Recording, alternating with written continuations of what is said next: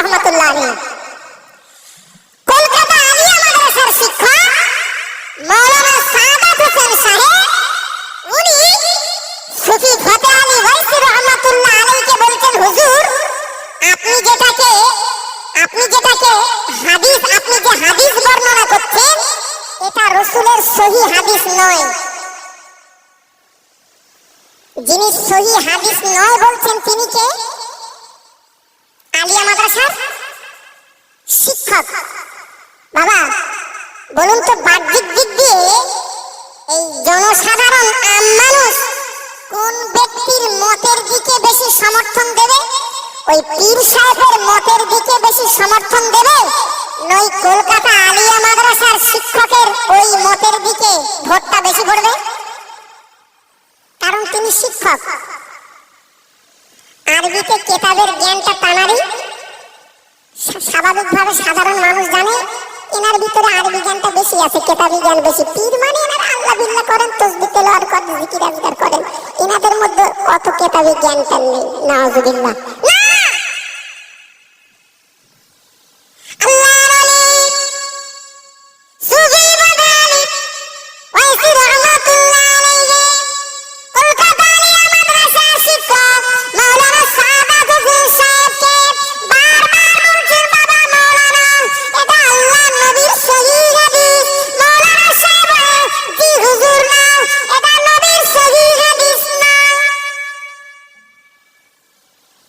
দুইজনের মধ্যে মতৈক্য শুরু হলো।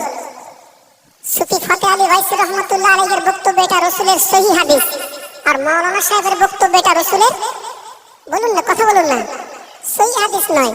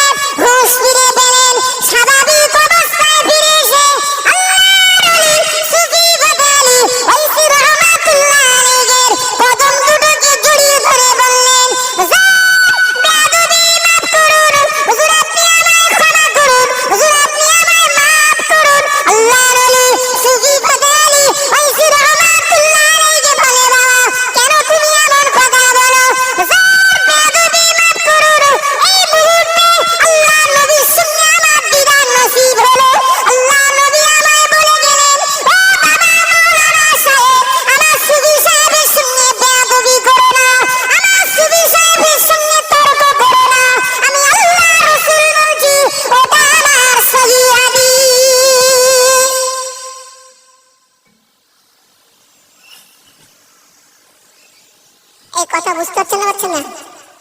ও মাওলানা সাহেবের সঙ্গে নবীর দিদার হতো কিনা আল্লাহ বেশি জানে, কিন্তু সুফি ফতেহ আলী ওয়াইসি রহমাতুল্লাহ আলাইহির সঙ্গে তর্ক করার কারণে সুফি ফতেহ আলী ওয়াইসি রহমাতুল্লাহ আলাইহির ওসিলায় ওই মাওলানা সাহেবের সঙ্গে বিশ্ব নবীর দিদার নসিব হলো। একটু জোরে বলা যাবে না? আরো জোরে বলুন। আজকে তো পীর সাহেবদের দাম দেইনি আমরা, আজকে আমরা বলে না, আমরা পীর সাহেবদেরকে দাম দিই না।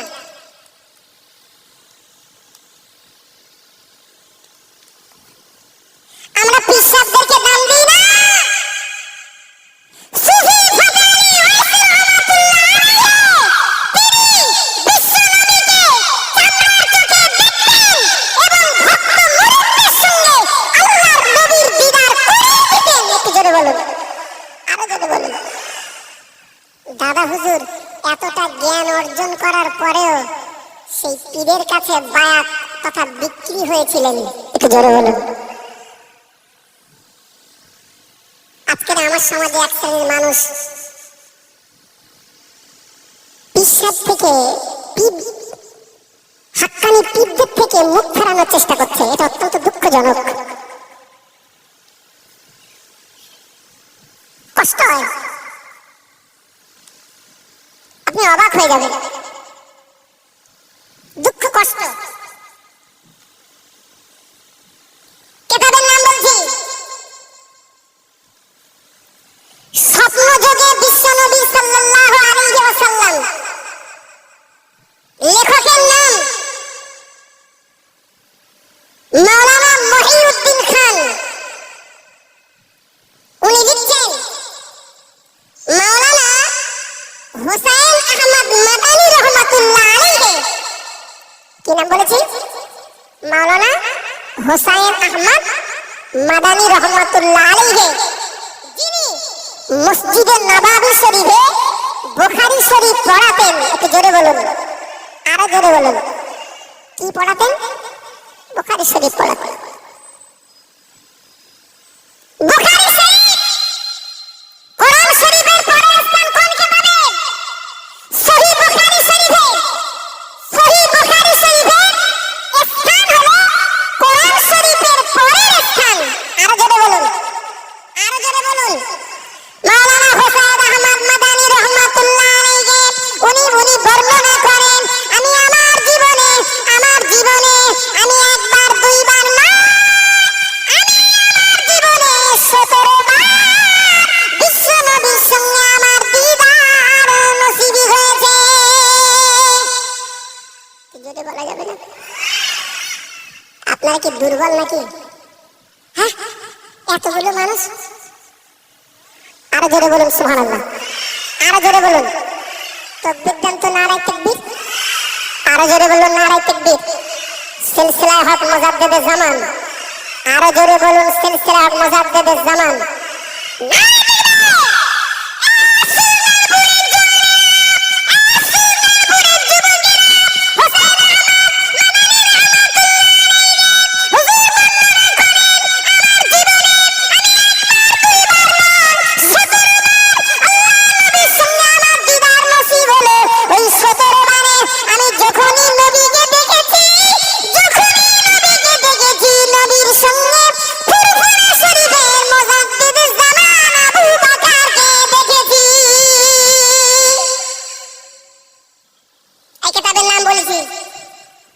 কেতাবের নাম বলেছি, খুঁজে নেবেন।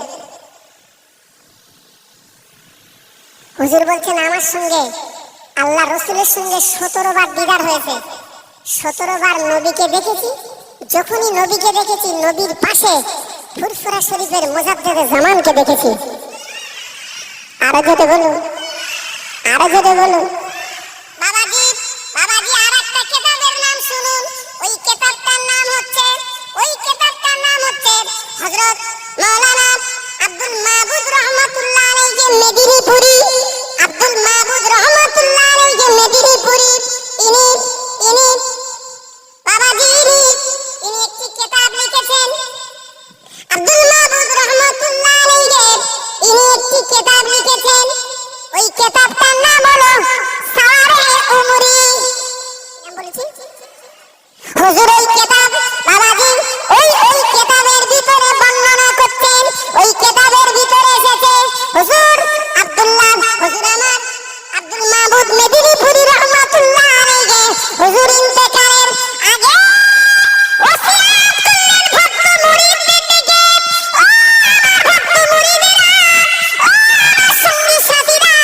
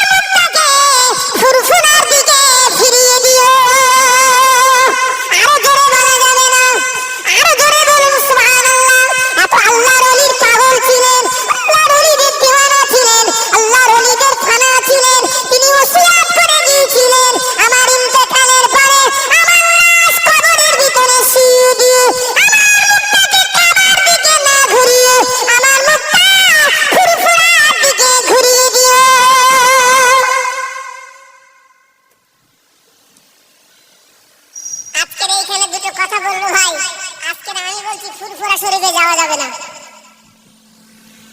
আমি বলছি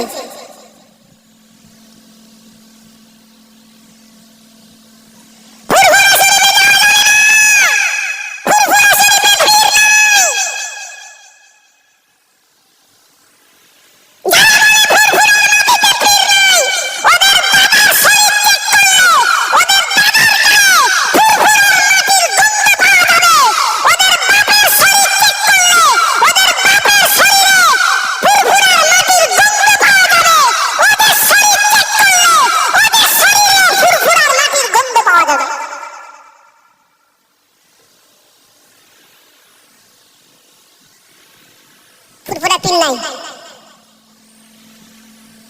ফুরফুরা যাওয়া যাবে না। এরপরে হয়তো কবে ডাক্তার ফতোয়া দিয়ে থাকবে মক্কা মদিনাও যাওয়া যাবে না, ওখানে শরীয়ত বিরোধী কাজ হচ্ছে সব, মক্কা মদিনা যাওয়া যাবে না।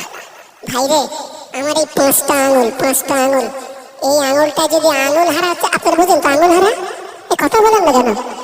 এই আঙুলের মাথায় যদি আঙুল হারা হয় আপনি কি করবেন? হ্যাঁ, এটা কেটে বাদ দেবেন।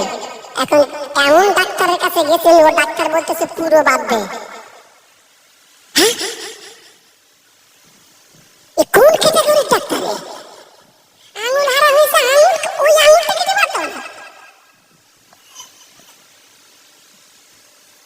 ডাক্তার দেখাতে গেলেও ডাক্তার দেখে যাবেন।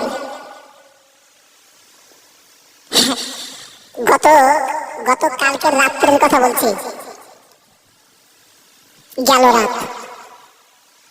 রাতে আমার একটা স্বভাব হচ্ছে, আমি স্বাভাবিকভাবে কোনো দাওয়াত বাড়ি খাই না বলতে এই জন্য আমার রান্না বান্নার কোয়ালিটি একটু আলাদা।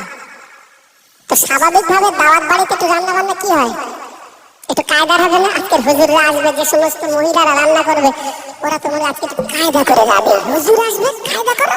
আর কায়দা করতে গেলে কি হবে? করা হবে। আর ওই কড়া পাকের খেলেই হুজুররা কি হচ্ছে? অসুস্থ হয়ে যাচ্ছে।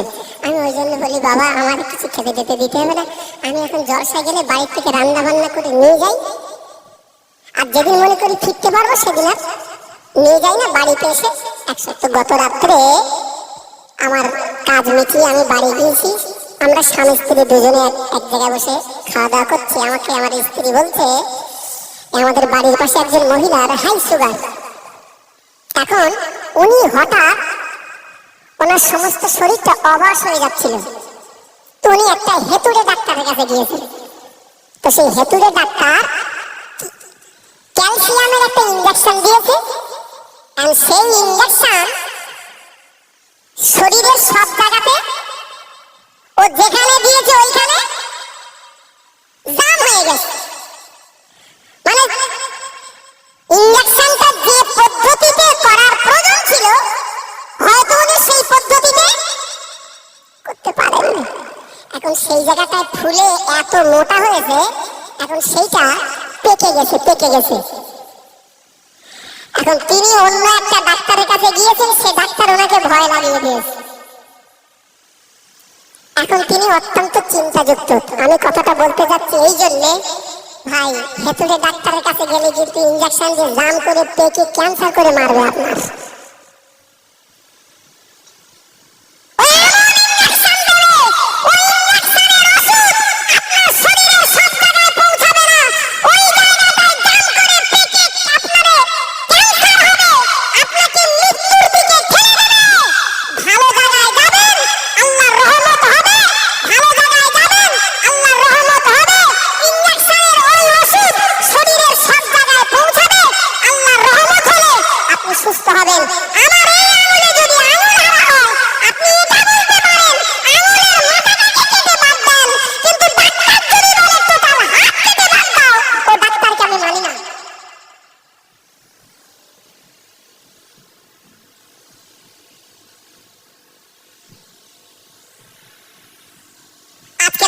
বসেছি এই জন্য, পীর কালীমুল্লাহ সিদ্দিকী রহমাতুল্লাহ আলাইহি আমি বাহ্যিক জ্ঞান অর্জন করতে গিয়ে যেমন আমি শিক্ষকের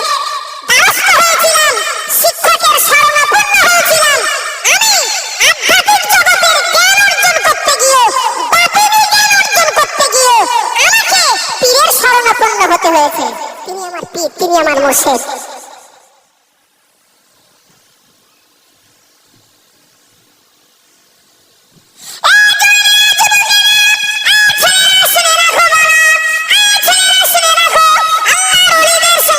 তুমি যদি ভালো ব্যবহার করো, আল্লাহর ওলিদের সঙ্গে যদি সুসম্পর্ক রাখো, আল্লাহর ওলিদের সঙ্গে যদি সুআচরণ রাখো, শুনে রেখে দিও বাবাজি, কিয়ামতের মাঠে আল্লাহ পাক তার ওলি কামেল বান্দাদিগকে আল্লাহ পাক সুপারিশ করার অনুমতি দেবেন।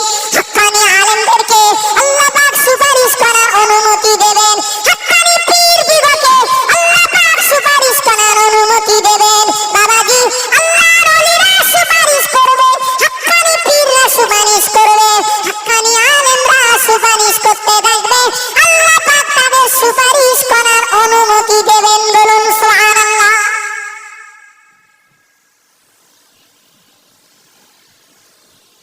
কিতাবটার নাম বলছি, লিখে নেন। কিতাবটার নাম হচ্ছে ইসলাহে নফস। লেখক ইমাম গাজ্জালী রহমাতুল্লাহ আলাইহি। লেখকের নাম কি বলছি? ইমাম গাজ্জালী রহমাতুল্লাহ আলাইহি। তিনি ওই কিতাবের ভিতরে লিখছে, বুখারী শরীফ এবং মুসলিম শরীফের ভিতরে একটা রিওয়ায়াত এসেছে, আল্লাহ রাসূল বর্ণনা করছেন সাহাবীদেরকে, জানো ইতিপূর্বে তোমাদের ভিতর থেকে যারা পৃথিবী থেকে বিদায় নিয়েছে, এক ব্যক্তি সে তার জীবনে 99 জনকে হত্যা করে। কতজনকে? এটা জোরে বলেন না। 99 জনকে। 99 জনকে হত্যা করার পরে তার মনের ভিতরে অনুশোচনা হচ্ছে, সে একটু ক্ষমার রাস্তা খুঁজছে। কিসের রাস্তা? ক্ষমার রাস্তা। ওই ব্যক্তিটা ওই রাজ্যের জ্ঞানী মানুষের সঙ্গে পরামর্শ করলেন, জ্ঞানী মানুষদের জিজ্ঞাসা করলেন, আমি কোন জায়গায় গেলে, কার কাছে গেলে আমি ক্ষমার রাস্তাটা পাবো? আপনারা শুনছেন না ঘুমোচ্ছেন?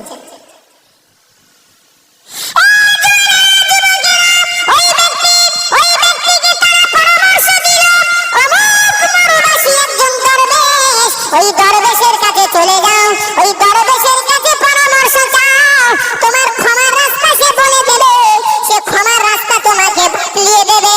ওই ব্যক্তিটা মরুবাসী দরবেশ সাহেবের কাছে গিয়ে তাকে সব কথা বললেন, সব কথা বললেন, ক্ষমার রাস্তা খুঁজলেন। মরুবাসী দরবেশ বললেন, আপনি মানুষ হত্যা করেছেন, আপনার জন্য তওবার দরজা খোলা নাই, আপনার জন্য আল্লাহর দরবারে ক্ষমার রাস্তা নাই।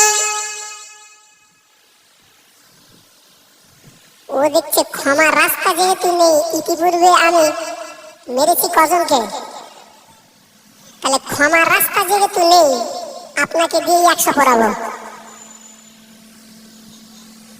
আপনাকে দিয়ে 100 পড়াবো। তাই করলো, সেই ব্যক্তিকে মেরে দিল।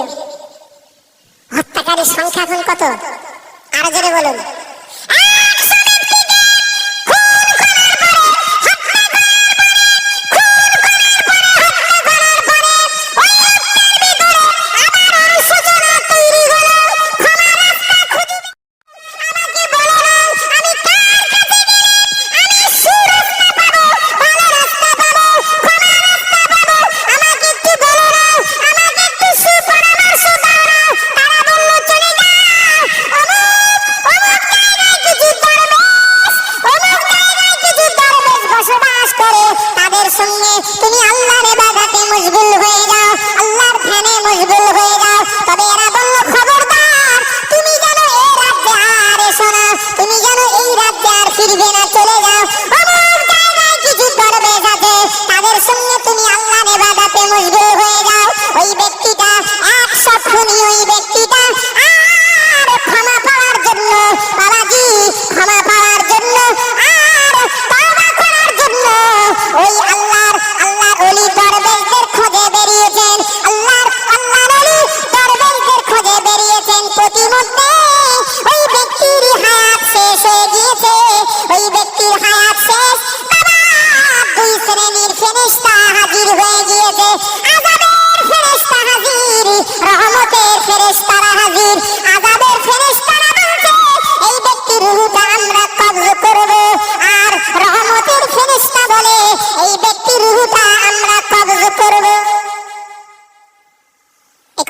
না পাচ্ছেন না?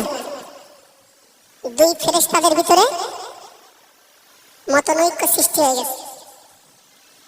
রহমতের ফেরেশতারা বলছে এ রূহ বলুন না, আর আযাবের ফেরেশতারা বলছে ওই সময় আমার ফেরেশতাকে পাঠিয়ে দিলেন, ও মালায়েকা চলে যাও, আমার দুই শ্রেণীর ফেরেশতা আমার এই বান্দার রূহকে কবজ করতে গিয়ে ওদের ভিতরে দ্বন্দ্ব দেখা দিয়েছে, চলে যাও, আমার এই ফেরেশতাদেরকে গিয়ে বলো রাস্তা মাপতে বলো, আমার এই ফেরেশতাকে গিয়ে বলো আমার এই বান্দা যেখানে আছে ওইখান থেকে ওর বাড়িটা কত দূরে, আর আমার এই বান্দা যেখানে আছে ওখান থেকে যাদের কাছে ক্ষমা পাওয়ার রাস্তা খুঁজতে যাচ্ছিল ওদেরটা কতটা রাস্তা কোন দিকে কম হয় দেখো, কোন দিকে রাস্তাটা কম হয় দেখো। রাস্তা মেপে দেখা গেল যে দরবেশদের কাছে যাচ্ছিলেন তওবা করার জন্য, ক্ষমার রাস্তা খোঁজার জন্য, ওই দিকে রাস্তাটা কম হয়ে গিয়েছে। আল্লাহ পাক ওই ফেরেশতাকে বললেন আমার রহমতের ফেরেশতারা যাও, আমি মাফ করে দিয়েছি, আমার বান্দাকে ক্ষমা করে দিয়েছি, আমার বান্দা আমার মাহবুব বান্দাদের দিকে বেশিটা ঝুঁকে গিয়েছে, অতএব ও আমার ও নিজের তওবা করার জন্য যেদিকে এগিয়েছিল ওই দিকে রাস্তা কম, মানে ওর উদ্দেশ্যটা ভালো, ওর নিয়তটা ভালো, আমি আল্লাহ পাক ওকে ক্ষমার নজরে দেখেছি। ও আমার ফেরেশতারা তোমরা দ্বন্দ্ব করো না, আযাবের ফেরেশতা নয় ওই ব্যক্তির রহমতের ফেরেশতারা কবজ করলো। বলুন সুবহানাল্লাহ, আরেকটু জোরে বলুন সুবহানাল্লাহ। এই কথা বলতে গিয়ে আমি এটা বলবো, যারা ফুরফুরা শরীফে যায়, পীরের হাতে বায়াত হওয়ার জন্য যায়, মুজাদ্দিদে জামানের দরবারে যায়, আর দরকার হাসিলের জন্য যায়, পীরের হাতে বায়াত হওয়ার জন্য যায়, মানে সে পরিবর্তন হওয়ার জন্য যায়, পরিবর্তন হওয়ার জন্য যায়। আমি ওই ঘটনার পরিপ্রেক্ষিতে বলতে পারি যারা নিয়তটা খাঁটি করে ফুরফুরা রাস্তায় যদি মওত হয় ওদের রূহ আযাবের ফেরেশতারা কবজ করবে না, ওদের রূহটা আল্লাহর রহমতের ফেরেশতারা কবজ করবে। ওর নিয়ত ভালো, উদ্দেশ্য ভালো। আমার কথা বুঝতে পারছেন না? ওর নিয়ত ভালো, উদ্দেশ্য ভালো।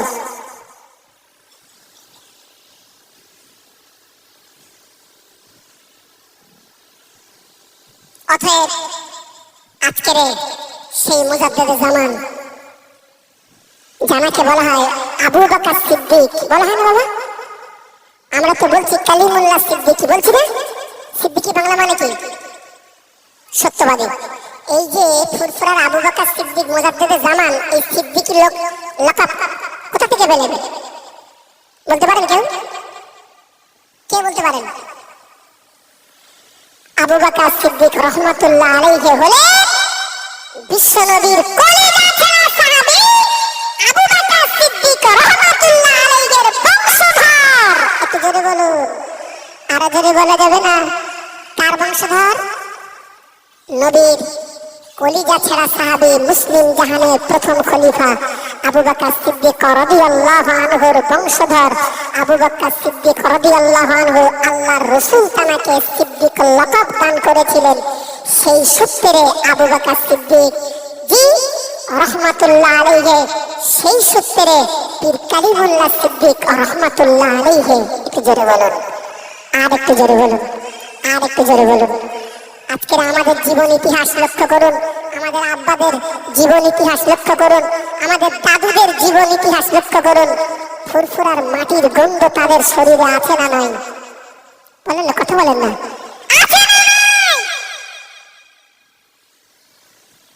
আপনার দাদার শরীরে ফুরফুরার মাটির গন্ধ পাওয়া যাবে, আপনার পিতার শরীরে ফুরফুরার মাটির গন্ধ পাওয়া যাবে, আপনার আমার শরীরে ফুরফুরার মাটির গন্ধ পাওয়া যাবে। একটু জোরে বলো, আর একটু জোরে বলো। এই বাংলাদেশ সময় সেরেক বেদাতে ডুবেছিল মুজাদ্দেদে জামান আবু বকর সিদ্দিক রাহমাতুল্লাহ আলাইহি রাতের ঘুম হারাম করে গায়ের রক্ত পানি করে দুই হাত দিয়ে বাংলা মাটি থেকে শিরক বেদাতকে উৎখাত করে তিনি বাংলাকে একটি গোলাপ ফুলের বাগান তৈরি করেছিলেন। যদি বলতে পারলেন না, আরো জোরে বলুন তাকবীর দেন তো, নারায়ে তাকবীর, আরো জোরে বলুন নারায়ে তাকবীর। এখন একটা কথা বলি, আজকের পীর কালিমুল্লাহ সিদ্দিক রাহমাতুল্লাহ আলাইহির স্মরণে এই যে মাহফিলটা দেওয়া হলো, আমরা এসেছি কোরআন হাদিসের দুটো কথা এখানে বললাম। বাবা, এই কাজটা ভালো না খারাপ আমি সবার কাছ থেকে শুনতে চাচ্ছি। আচ্ছা, ভালো কাজে বাধা দেয় কে? ওইটা একটু জোরে বলা যাবে? আরো জোরে বলুন, ভালো কাজে বাধা দেয় কে?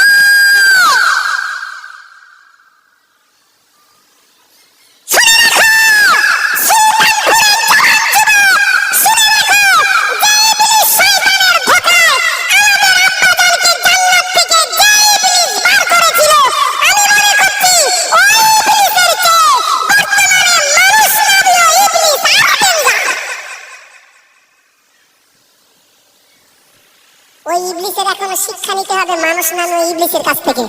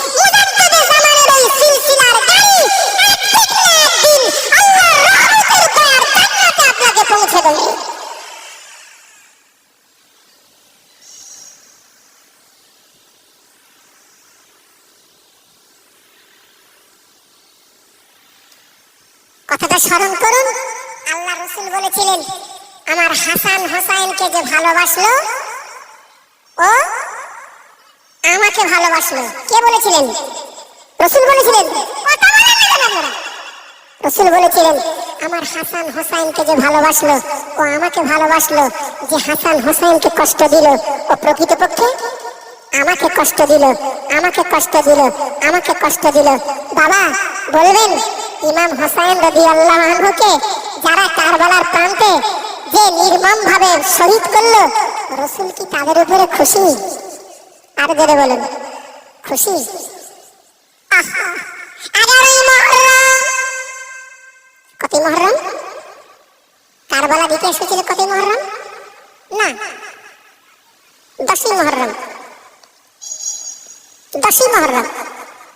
11ই মুহররম আমাদের আম্মা উম্মে সালমা রাদিয়াল্লাহু তাআলা আনহা বর্ণনা করেন, আমি ফজরের নামাজ পড়ে আম্মা জান উম্মে সালমা রাদিয়াল্লাহু তাআলা আনহা ফজরের নামাজ পড়েন আর ঘরের ভিতরে বসে কান্নাকাটি করে, ঘরের ভিতরে রোনাজারি করে, ঘরের ভিতরে কান্নাকাটি করে, ঘরের ভিতরে রোনাজারি করে।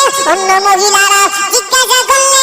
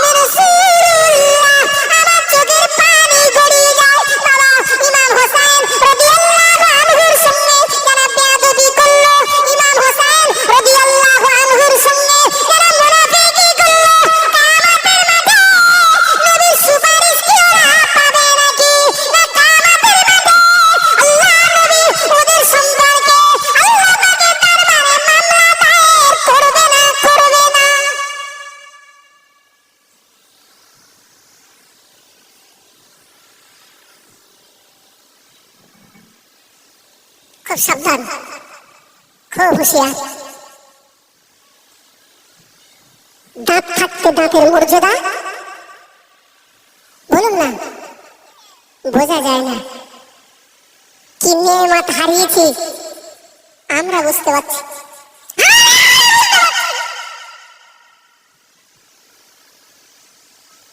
কি নেয়ামত হারিয়ে ফেলেছি।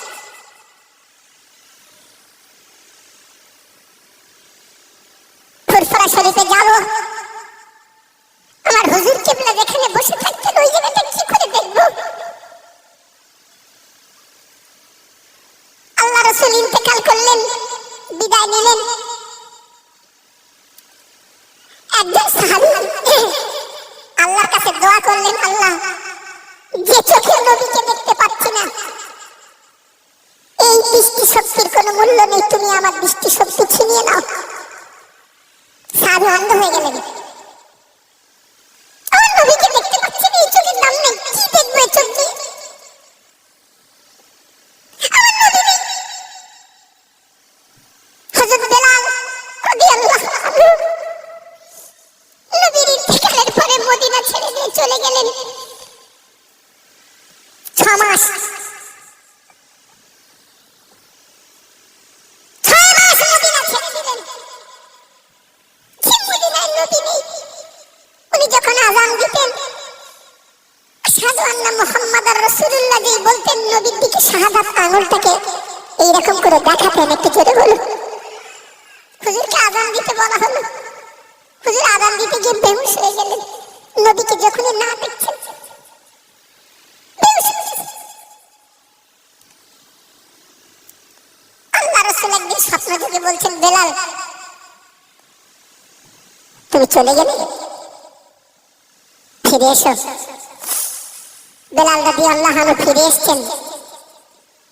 এসে শুনতে পেলেন নবীর কলিজার টুকরা হযরত ফাতেমা রাদিয়াল্লাহু আনহা ইন্তেকাল হয়ে গেছে। নবীর ইন্তেকালের 6 মাস পরেই তো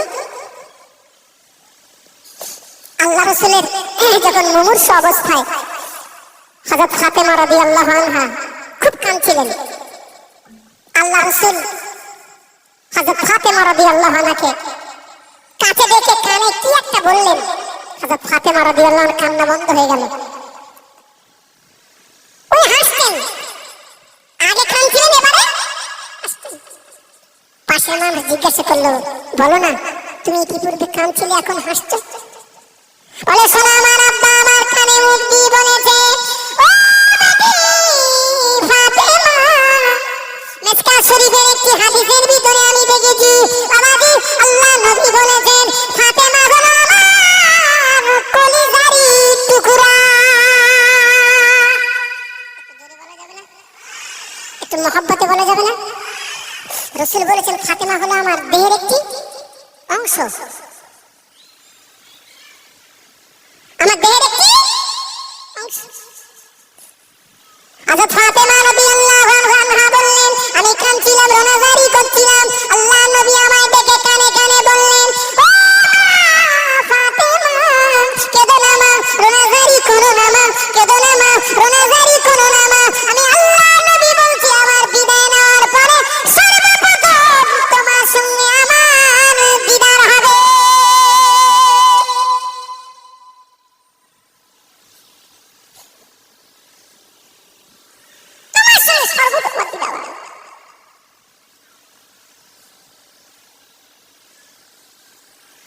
আজকে ফুরফুরা শরীফে যাবো, হুজুর যে জায়গাটায় বসতেন কি করে দেখবো এই জায়গাটা? তবে এটা মেনে নিতে হবে, হুকুম কার? আর জোরে বলুন, মেনে নিতে হবে, কিচ্ছু করার নেই। কুল্লু নাফসিন যায়িকাতুল মাউত, প্রতিটা প্রাণীকে একদিন মওতের আস্বাদ গ্রহণ করতে হবে। কারণ আল্লাহর পরের স্থান বিশ্ব নবী, সেই নবীর মতো মানুষকে এই পৃথিবী ছেড়ে দিতে হয়েছে। পীর অলি গাছ কুতুব সব বিদায় চলে যাবে, সব বিদায় চলে যাবে, কেউ পৃথিবীতে থাকবে না, থাকবে না। আল্লাহর ওলিদের সঙ্গে মহব্বত রাখবেন, দূর থেকে ভালোবাসা রাখবেন। যদি ফুরফুরা শরীফে নাও যেতে পারেন, দূর থেকে কি রাখবেন বলুন না? ভালোবাসা রাখবেন, তাদের নীতি আদর্শ নিয়ে চলবেন। কি হবে? আল্লাহ নবী ইন্তেকালের আগে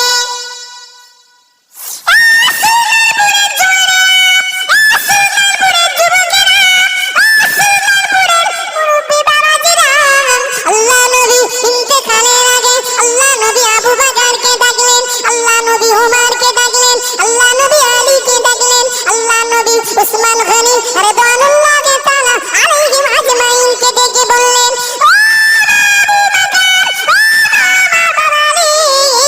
বাবা উসমান, আমি রাসূলুল্লাহ ওসিয়ত করে যাচ্ছি, আমার ইন্তেকালের পরে আমার গায়ের জুব্বাটা, আমার মাথার পাগড়িটা, আমার গায়ের জুব্বাটা, আমার মাথার পাগড়িটা, আমার মুহাব্বতের সাহাবী, আমার মুহাব্বতের উম্মত, সাহাবী নয় আমার মুহাব্বতের উম্মত, ওই কারণেকে আমি রাসূলুল্লাহ দিয়ে গেলাম। জোরে বলেন না সুবহানাল্লাহ, আরে জোরে বলেন না। বাবা উসমান, আমি আল্লাহ নবী বলে যাচ্ছি, আমার ইন্তেকালের পরে আমার পাগড়িটা, আমার জুব্বাটা, আমার মুহাব্বতের উম্মত ওয়াইস কারণীর কাছে দিয়ে আসবে, আর ওয়াইস কারণীকে আমার গুনাহগার উম্মতের জন্য একটু দোয়া করতে বলবে। আল্লাহ নবীর ওফাতের পরে ইন্তেকালের পরে আল্লাহ নবীর ওফাতের পরে ইন্তেকালের পরে ওমর রাদিয়াল্লাহু আনহু, আলী কাররামাল্লাহু ওয়াজহাহু দুইজনে আল্লাহ নবীর ওসিয়ত পালন করার জন্য আল্লাহ নবীর জুব্বা মোবারকটা নিয়ে, আল্লাহ নবীর পাগড়ি মোবারকটা নিয়ে মদিনার জমিন থেকে ইয়ামানের করণ প্রদেশে ওয়াইস কারণীর কাছে আল্লাহ নবীর জুব্বাটা দিয়ে আসলেন, আল্লাহ নবীর পাগড়িটা দিয়ে আসলেন। ওয়াইস কারণী নবীর জুব্বার পাগড়িটা নিয়ে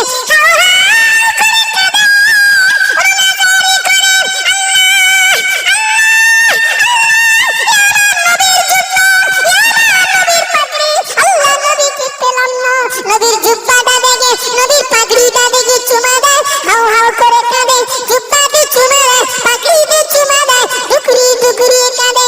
বাবাজি সাহাবীরা বললেন, ভাইজান আল্লাহ নবী আপনাকে তার গুনাহগার উম্মতের জন্য একটু দোয়া করতে বলেছেন। ওয়াইস কারণী জুব্বা মোবারকটা নিয়ে, পাগড়ি মোবারকটা নিয়ে দুইজন সাহাবীকে একটা জায়গায় দাঁড় করিয়ে বললে, ভাইজান একটু অপেক্ষা করুন, আমি আসছি।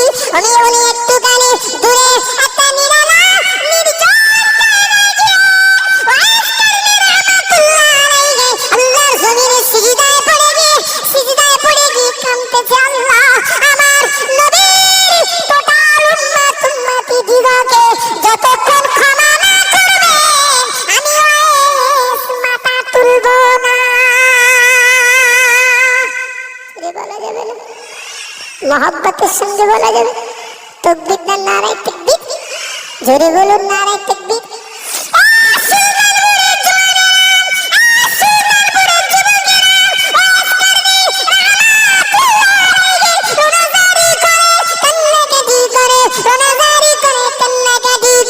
আল্লাহ পাক সহ্য করতে পারেন না, আল্লাহ বলেন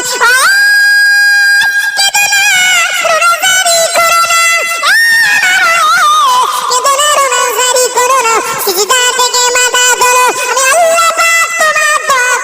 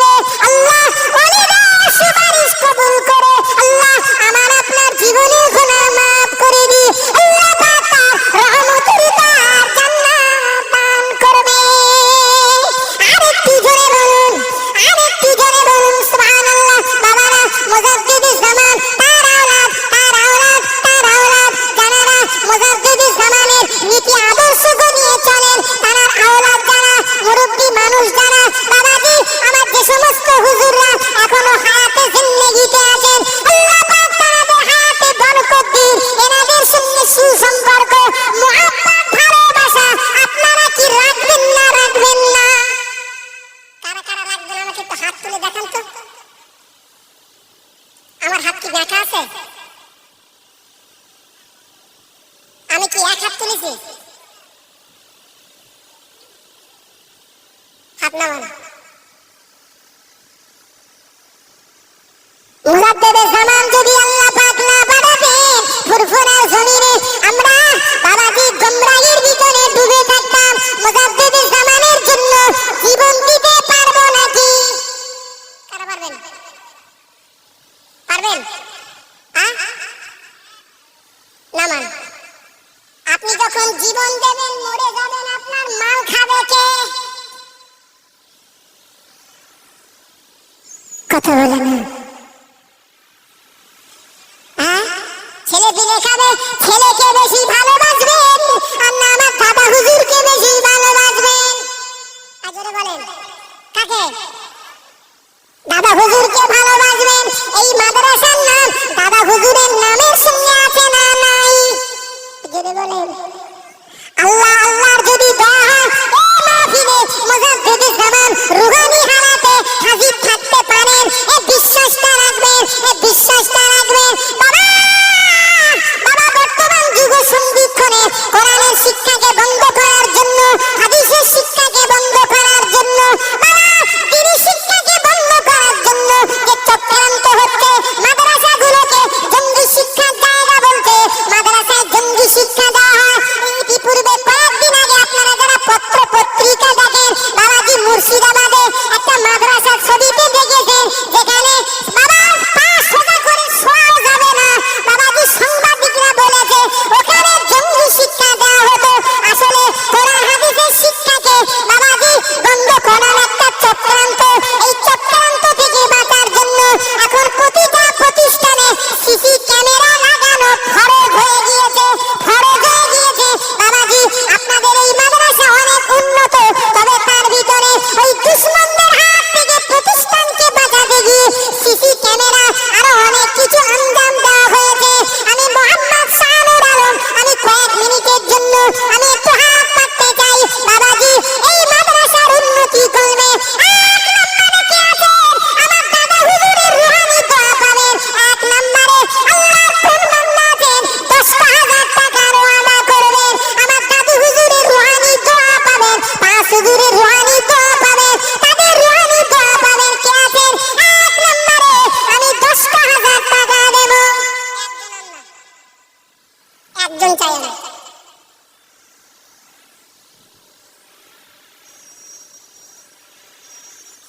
এই একটু আগেই তো বললেন দাদা হুজুরের জন্য জীবন দেবেন, মরে গেলে মাল খাবে কে? ছেলের চেয়ে কি দাদা হুজুর আপনার জীবনে উপকার করেছে না করেনি? কথা বলেন না বাবা। মুখে বলা কি সহজ, কাজে করা। একজনের একটা প্রিয় কুকুর মরে যাচ্ছে, জিভ বেরিয়ে গেছে, জিভ বেরিয়ে গেছে, ও বসে বসে কাঁদতেছে। একজন পথিক বলে ভাই কাঁদো কেন? বলে আমার কুকুর মরে যাচ্ছে। বলে কুকুর মরে যায় কেন? বলে কয়েকদিন খাওয়া হয়নি। বলে ভাই তোমার কাছে যে একটা পোটলা মতো দেখতে পাচ্ছি ওটা কি? বলে এটা হালুয়ার রুটি। বলে আরে কুকুর ক্ষুধার জ্বালায় মরে যাচ্ছে, কাঁদতেছো, তোমার পোটলায় হালুয়ার রুটি, ওই হালুয়া রুটি দিলেই তো কুকুরটা বেঁচে যায়। বলে ভাই তো ফতোয়া রাখ, ও দিতে গেলেই তো খরচ হবে, কাঁদতেছি খরচ আছে, খাও কাঁদবো তো মাল দেবো না। কে আছেন আমার দাদা হুজুরের মহব্বতে? একজন, আর নয়। 10,000 টাকা কে দেবেন? আমার জন্য নয়, এই প্রতিষ্ঠানের জন্য। কে আছেন যে আমি দেবো?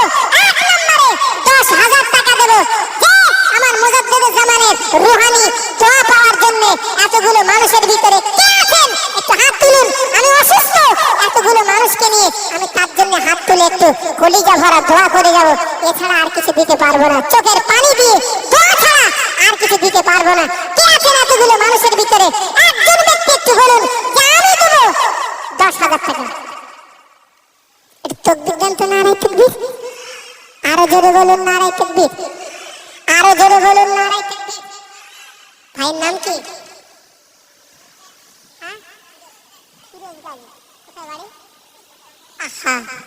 আমি একটু মুসাফা করুন, আসুন।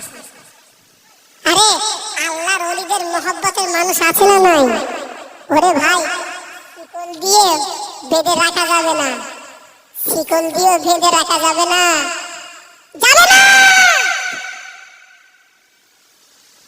আছে, ছিল, কিয়ামত পর্যন্ত থাকবে। একটু ইনশাআল্লাহ বলো, একটু ইনশাআল্লাহ বলো। আমার ফিরোজ ভাই তো, আমার ফিরোজ গাজী ভাই বলছে আমি দেবো 10,000 টাকা। একটু জোরে তাকবীর দেন তো, নারায়ে তাকবীর। জোরে বলুন নারায়ে তাকবীর। আমার মুজাদ্দিদে জামানের হক সিলসিলা, আমার দাদু হুজুরের হক সিলসিলা। নারায়ে তাকবীর, নারায়ে তাকবীর। আজকের আমার পরে আসবেন আমার মুজাদ্দিদে জামানের আওলাদ, আমার ভাইজান হুজুর কেবলা, বলুন জিন্দাবাদ। জোরে বলুন জিন্দাবাদ। একটু হাত তোলেন তো, আল্লাহুম্মা আমিন। আল্লাহ পাক আপনার বান্দা থাকতে পারে না, আপনার বান্দা আপনার ওলি কামেল বান্দাকে মহব্বত করে ভালোবেসে আপনার মাহবুব বান্দার রুহানি দোয়া পাওয়ার আশায় 10,000 টাকা আদা করে দেন আমার ফিরোজ গাজী ভাই।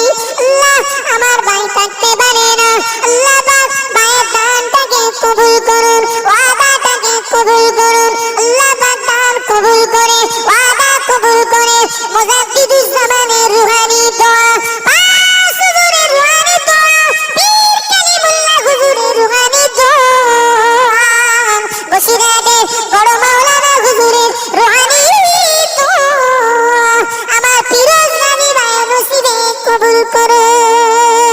আল্লাহ পাক এই মাদ্রাসার দাতা যারা, ভক্ত যারা, অনুরক্ত যারা, মাদ্রাসায় শ্রম দিয়ে, বুদ্ধি দিয়ে, অর্থ দিয়ে যারা সহযোগিতা করে, আল্লাহ পাক আপনি এদের নসিবে ফুরফুরা শরীফের দোয়া, মুজাদ্দিদুজ জামানের রুহানি দোয়া, পাঁচ হুজুরের রুহানি দোয়া, কালিমুল্লাহ হুজুরের রুহানি দোয়া, আল্লামা হুজুরের রুহানি দোয়া, আল্লাহ প্রত্যেকে নসিবে কবুল করুন।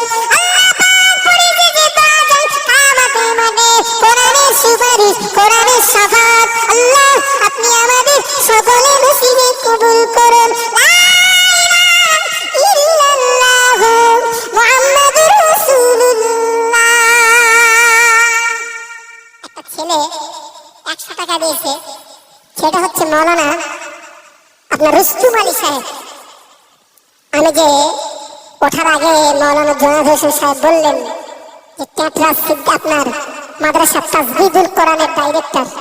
আমি হলাম, আমি এবং মাওলানা রুস্তুম সাহেব, আমরা দুজনেই দায়িত্ব নিয়ে ওই প্রতিষ্ঠানটা আল্লাহ পাক চালান। আমরা ওসিলা, আল্লাহ পাক যেন আমাদের দ্বারা প্রতিষ্ঠানকে সুস্থভাবে পরিচালনা করার তৌফিক দান, বলুন আমিন। আমি শুধু একা দায়িত্ব নয়, আমি এবং মাওলানা রুস্তুম সাহেব, তারারই কলিজার টুকরা ছেলেটা থাকতে পারলো না, তার সন্তান মানে আমার সন্তান 100 টাকা দিয়েছে। দোয়া করি আল্লাহ পাক যেন ওই ছেলেটাকে মুকাম্মাল হাফেজে কোরআন, আলেমে হাক্কানি হিসেবে আল্লাহ কবুল করেন, বলুন আমিন। এবং তার ছোট সন্তান মাঝে মাঝে অসুস্থ হয়ে পড়ে, দোয়া করি আল্লাহ পাক যেন তাকে শিফায়ে কামেলা নসিব করেন, হায়াতে বরকত নসিব করেন, বলুন আল্লাহুম্মা আমিন, বলুন আল্লাহুম্মা আমিন, বলুন আল্লাহুম্মা আমিন। আমার একটা ছেলে মোহাম্মদ শিহাবুদ্দিন, দোয়া করবেন আল্লাহ পাক যেন তাকে আল্লাহ হাক্কানি আলেম হিসেবে কবুল করেন, বলুন আল্লাহুম্মা আমিন। বাবা, ছেলেকে হাফেজ করাবেন, আলেম করাবেন, কিয়ামতের মাঠে আল্লাহ আলেমের আব্বার মাথায়, হাফেজের আব্বার মাথায় আল্লাহ নূরের টুপি পরিয়ে দেবে। একটু জোরে বলুন সুবহানাল্লাহ, আরো জোরে বলুন সুবহানাল্লাহ। যে দোয়া করবেন আল্লাহ আমাকে হাফেজের আব্বা বানাও, আলেমের আব্বা বানাও। যে আল্লাহর রহম, আমি 1 নম্বরে 10,000 টাকা চেয়েছিলাম, আল্লাহর বান্দা হয়েছেন। 2 নম্বরে 5,000 টাকা দেওয়ার মতো কেউ আছে? আল্লাহর কোনো বান্দা একজন 5,000 টাকা, যে আমি আমার মুজাদ্দিদে জামানের রুহানি দোয়া পাওয়ার আশায়, কোরআনের সুপারিশ শাফাত পাওয়ার আশায় আমি 5,000 টাকা দেবো। 5টা ভাই, এক্ষুনি 5,000 টাকা বার করা অত্যন্ত কঠিন, আমি জানি। 10,000 টাকা বার করা অত্যন্ত কঠিন, কারণ আমরা তো কয়েক মাস পুরো পৃথিবীকে আল্লাহ স্তব্ধ করে দিয়েছিলেন। যে আল্লাহ এখন তো টুকটাক এক তাকবীর দেন তো, নারে তাকবীর। আমার এই বাবাজি দেবে, এই যে কি নাম, মুকসিদুল মোল্লা, তাকবীর দেন তো, নারে তাকবীর। আপনাদের কি, আপনাদের কষ্ট হচ্ছে না তো? একটু বলেন না, আমি কিন্তু খুব অসুস্থ ভাই। আল্লাহ পাকের শান, আমি যখন স্টেজে উঠি তখন আমার শরীরের কথা মনে থাকে না। আল্লাহ পাক একটা খাস রহমত। একটু দোয়া করবেন। জলসায় স্টেজে যখন উঠি তখন খুব ভয় লাগে, খুব ভয় লাগে। আপনাদের দোয়া, আমার পীর মুর্শিদের দোয়া, আমার আব্বা মার দোয়া। আমার আব্বা মা কবরে চলে গেছে, আল্লাহ তাদের কবরটাকে জান্নাতের নূর দিয়ে গুলজার করে দেন। আল্লাহ পাক যেন মুজাদ্দিদে জামানের সিলসিলার খাদেম হিসাবে আল্লাহ কবুল করেন। বলুন আমিন, জোরে বলুন আল্লাহ। আল্লাহ আমার বাবাজি থাকতে পারে না, মুক্তাদির মোল্লা সাহেব থাকতে পারে না, 5,000 টাকা ওয়াদা করে দে। আল্লাহ আপনার বান্দা তার কবুল করুন। আল্লাহ তার মুরাদা পুরা করুন। আল্লাহ তাকাতে বরকত দিন। আল্লাহ পাকের ওসিলায় আপনার বান্দা নসিবে আমার মুজাদ্দিদুজ জামানের রুহানি দোয়া, পাঁচ হুজুরের রুহানি দোয়া, আমার পীর কালিমুল্লাহ হুজুরের রুহানি দোয়া। আল্লাহ আপনি আপনার বান্দা নসিবে কবুল করুন। বলুন আমিন, আর একটু জোরে বলুন আমিন। আল্লাহ পাক ওই বান্দা নসিবে কোরআন শরীফের সুবাই সাজাত আল্লাহ আপনার বান্দা নসিবে কবুল করুন। বলুন আমিন, আর একটু জোরে বলুন আমিন। তাকবীর দেন, নারে তাকবীর। আরো জোরে বলুন নারে তাকবীর, আরো জোরে বলুন নারে তাকবীর।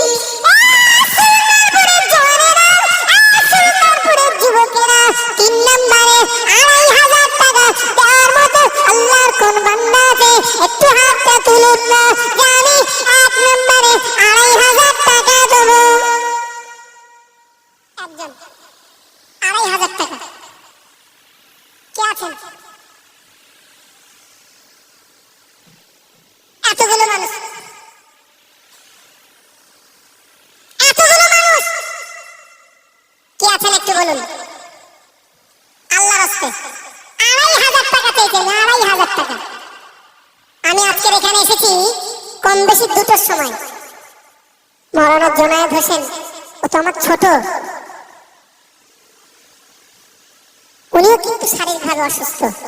আজকে আমাকে বেচারা বলছিল আমার এই কষ্ট হয়। বেচারা ও আপনার অসুস্থ, এর ভিতর দিয়ে রাত জাগা কাজ তো অত্যন্ত কঠিন কাজ ভাই, খুব কঠিন কাজ। তার ভিতর দিয়ে মাদ্রাসা পরিচালনা করা অত্যন্ত কঠিন। ও তো আমার ছোট, আমি ওকে ভালোবাসি, মহব্বত করি, ও আমাকে সম্মান করে। যে ছোটরা বড়দেরকে সম্মান করবে, বড়রা ছোটদেরকে স্নেহ করবে, এটা কার নীতি, কার আদর্শ? আমার রাসূলের আদর্শ। একটু সুবহানাল্লাহ বলো।